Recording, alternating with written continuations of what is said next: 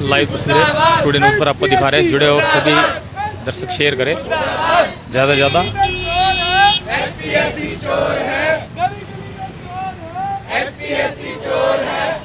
Live तस्वीरें आपको दिखा रहे हैं टुडे न्यूज़ पर,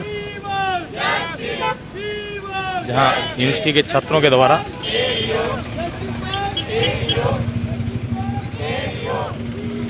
लाइव तस्वीरें टुडे न्यूज़ पर। हिसार एग्रीकल्चर यूनिवर्सिटी के पास की तस्वीरें आपको दिखा रहे हैं टुडे न्यूज़ पर।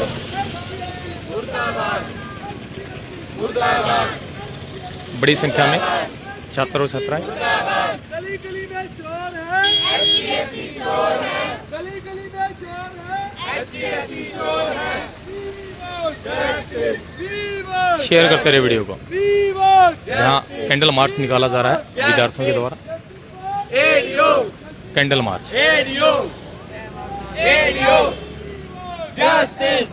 सामने दिखा रहे हैं आपको।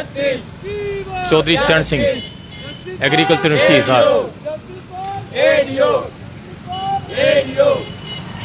जहां छात्रों के द्वारा कैंडल मार्च निकाला जा रहा है, छात्र छात्राओं के द्वारा।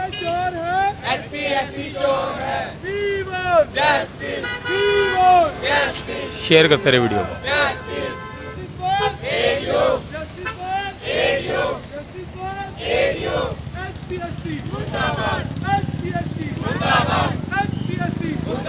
हाथ में बैनर्स हैं,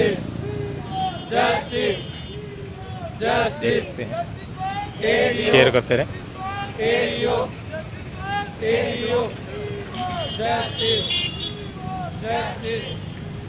पूरे मामले के लिए बात करेंगे विद्यार्थियों से, लेकिन तब तक जुड़े रहो, शेयर करते रहे वीडियो को। Candle march Ranvir University Hisar, Chaudhary Charan Singh university, Chaudhary Charan Singh agriculture university Hisar से आपको दिखा रहे हैं।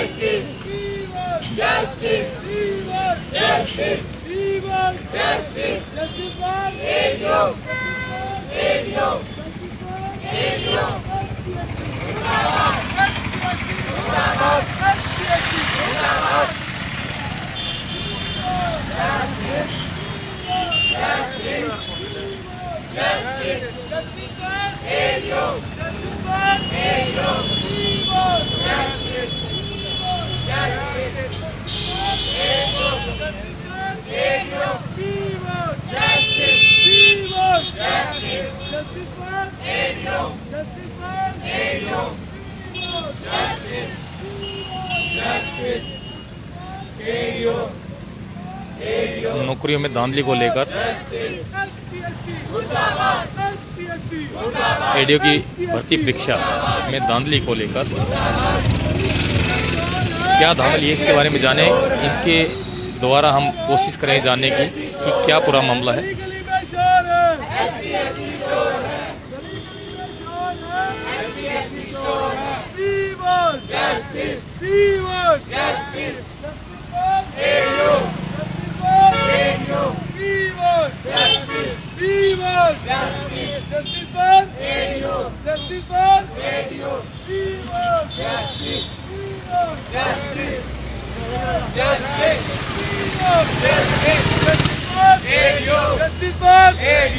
क्या मामला जी, किस वजह से आप लोग यहाँ पर प्रदर्शन कर रहे हैं? कैंडल मार्च एक निकाला जा रहा है चरण सिंह एग्रीकल्चर यूनिवर्सिटी के सामने, क्या है मामला पूरा बताएंगे? आपका नाम बताइए पहले। सर मेरा नाम विकास सागवाला है, मैं यहाँ एमएससी का छात्र हूँ। सर 16 अक्टूबर को एग्ज़ाम हुआ था एडीओ का। उस एग्ज़ाम में एक अलग ही लेवल की धांधली हुई है, उसमें मतलब चीटिंग खुलेआम हुई है। अच्छा, बच्चे सेल्फ फोन लेके आए हुए थे बच्चे। सर बहुत ही गंभीर मामला है सर ये, और हमारे में से एक भी बच्चा लग नहीं पा रहा है इस वजह से, क्योंकि ज़्यादा धांधली हुई है। सरकार कहती है निष्पक्ष हर मामले में रहेगी, नौकरियां भर्ती जो भी रहेगी बिल्कुल बिना किसी पर्ची खर्ची के और बिना किसी भेदभाव के और बिना हेराफेरी के काम रहेगा, तो उस बारे में क्या कहना चाहते हैं? झूठ है सर ये। सर इसमें हुई है हमारे साथ, हमारे पास तो यही पोस्ट थी, ये एडीओ की पोस्ट है। 600 पोस्ट आई थी, 12 साल बाद आई थी सर ये, और इसमें पूरी पैसे भी चले हैं सर, खर्ची पर्ची वाला मामला है वो सच है इसमें बिल्कुल। और सर हम तो स्टूडेंट्स हैं, हम तो क्या है प्रोटेस्ट ही कर सकते हैं, हमारे पास कोई वो तो है नहीं पावर कि हम जाके कुछ कर सके। किस आधार पर यह बात आप बोल सकते हैं कि बिल्कुल धांधली हुई है और सेलफोन है? क्या आधार आप लोगों के पास, क्या प्रूफ है? सर हम स्टूडेंट्स ने देखा है वहाँ पर, ये चीज़ें हमने देखी है खुद वहाँ पर बच्चों ने, और जब हमने इसका विरोध करने की कोशिश भी की तो उस टाइम भी टीचर्स ने ये बोला कि तुम अपना काम करो, तो उस टाइम भी हमने देखा। हम खुद प्रूफ है सर, अब इससे ज़्यादा कोई हम डिटेक्टिव तो है नहीं कि हम प्रूफ लेके आएंगे कुछ। तो फिर आप जो एजिटेशन आपके द्वारा किया जा रहा है, तो उसके पीछे कोई ना कोई प्रूफ रहा होगा, कोई बात रही है, तभी तो आप कर रहे हैं ना? सर मैं आपसे फिर कह रहा हूँ, यही हम डिटेक्टिव थोड़ी है, हमने तो जो आंखों देखा है बच्चों ने हम वही बयां कर रहे हैं, इसी वजह से हम प्रोटेस्ट पे आए हैं।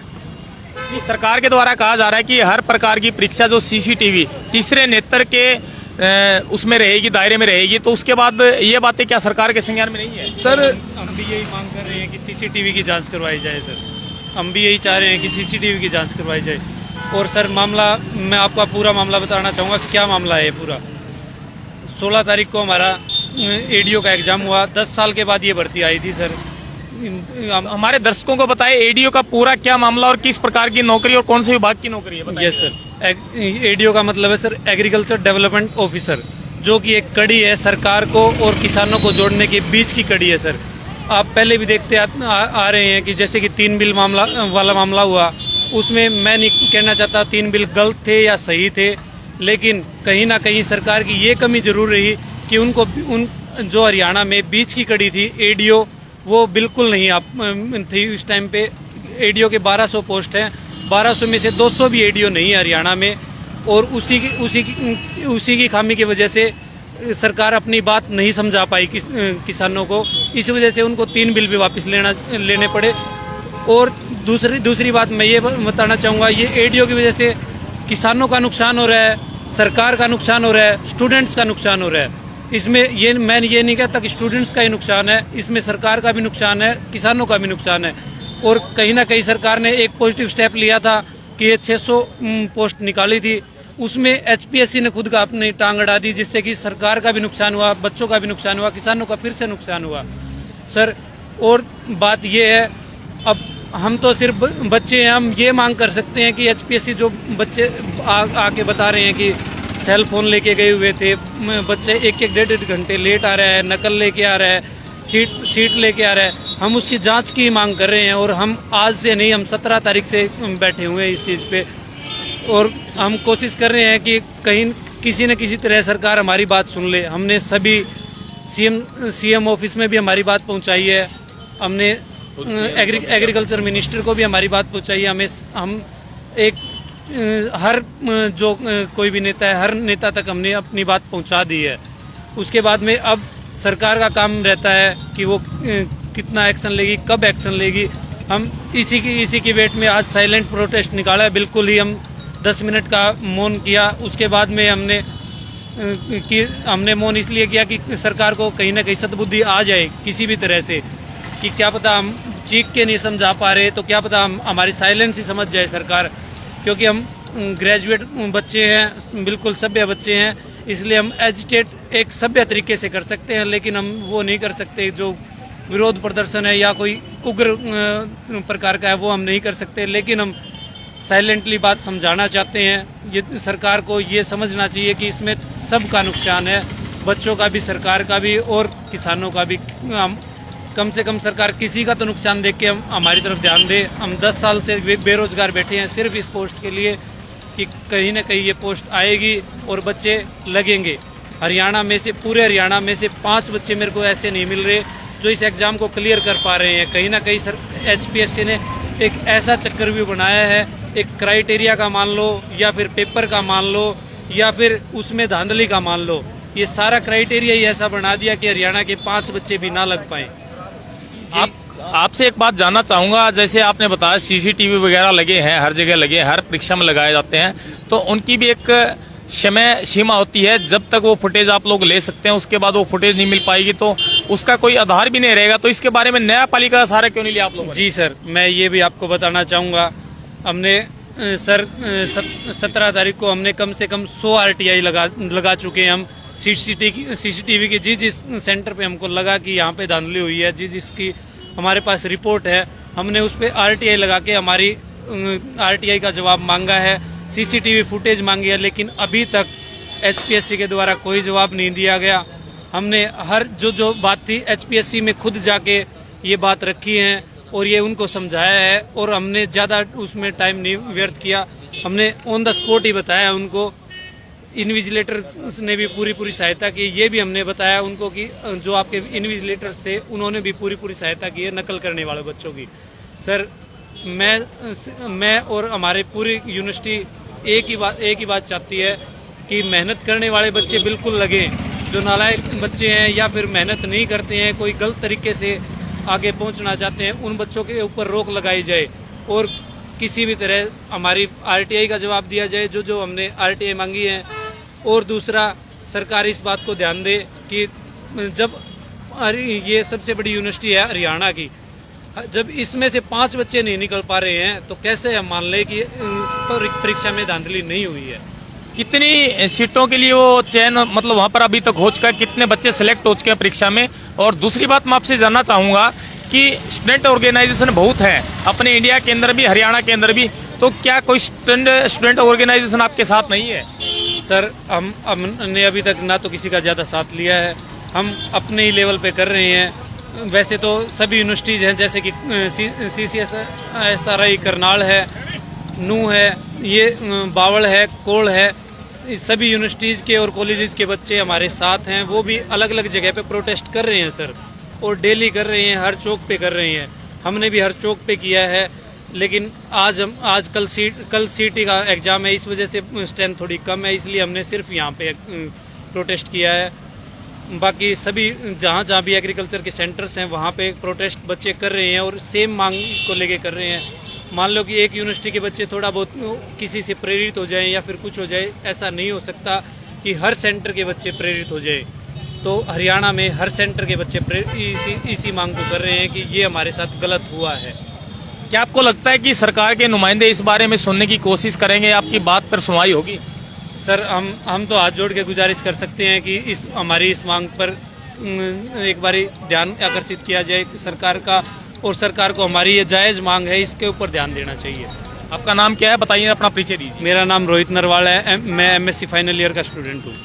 धन्यवाद जी, जुड़े रहे। एक साथी और कुछ कहना चाहते हैं? हाँ जी, क्या कहना चाहते हैं? हाँ जी, जैसे आपने ऑर्गेनाइजेशन, आपका नाम बताइए पहले। आपका? मेरा नाम गौरव है, और जैसे कि आपने ऑर्गेनाइजेशन की बात की है, फिलहाल हम PhD MSc के स्टूडेंट हैं, हम इतनी एजुकेशन पढ़ चुके हैं, और ये जो ADO की पोस्ट आई थी, ये ग्रेजुएशन लेवल की पोस्ट आई थी और 600 पोस्ट निकाली थी, जिसके अंदर ग्राउंड लेवल पे ADO को, जो कि कृषि विकास अधिकारी है, उसको क्या होता है कि फार्मर के साथ कम्युनिकेशन करना होता है। सरकार स्कीमें दे रही है, प्रधानमंत्री सम्मान निधि योजना, ठीक है, और क्रॉप कटिंग जैसे एक्सपेरिमेंट कंडक्ट करके फसल बीमा योजना का लाभ उठाने के लिए फार्मर्स के लिए।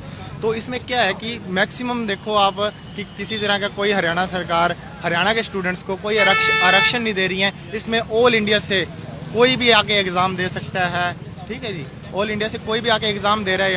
और दूसरी बात, हमने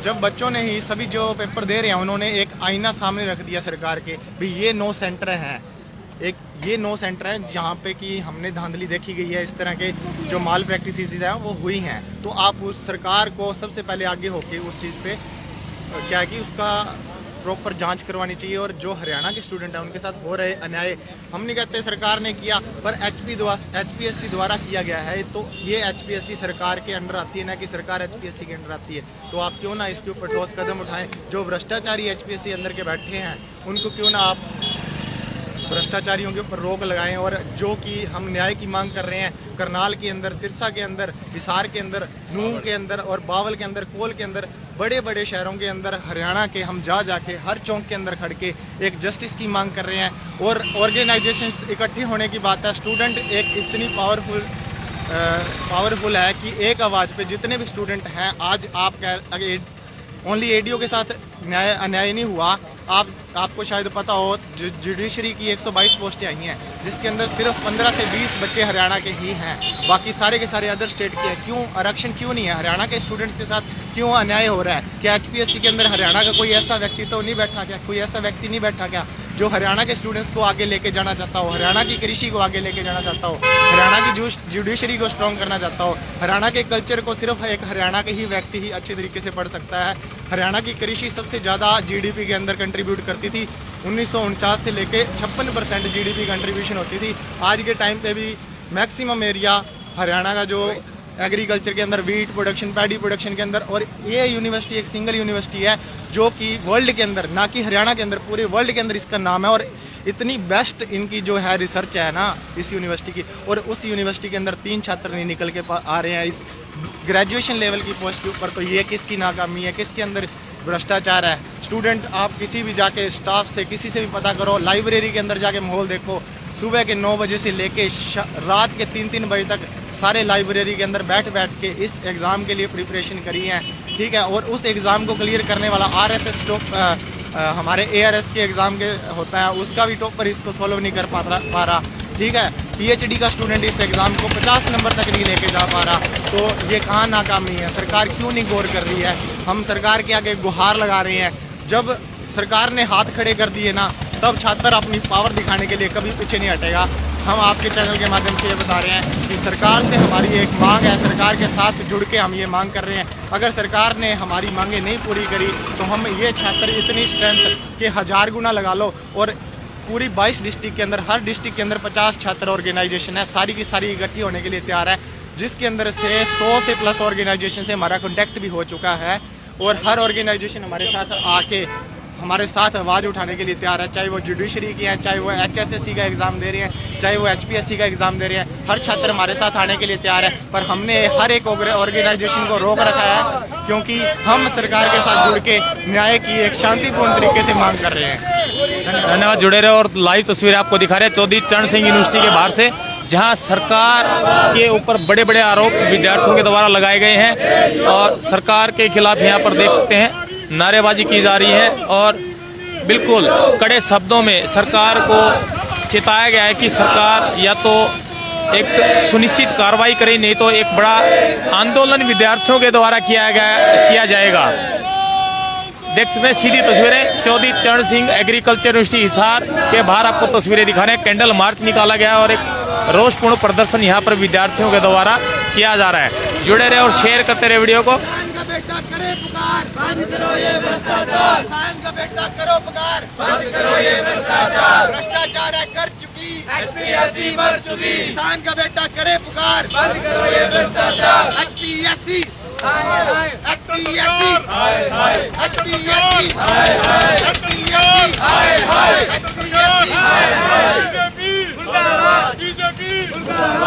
सरकार के खिलाफ नारे यहाँ पर विद्यार्थियों के द्वारा लगाए जा रहे हैं। शेयर करते रहे वीडियो को। चौधरी चरण सिंह यूनिवर्सिटी के सामने से टुडे न्यूज के लिए प्रवीण मंसल की रिपोर्ट। जय हिंद, जय भारत। टुडे न्यूज हर कदम सच के साथ, सीधी बात नो बकवास। जय हिंद, जय भारत।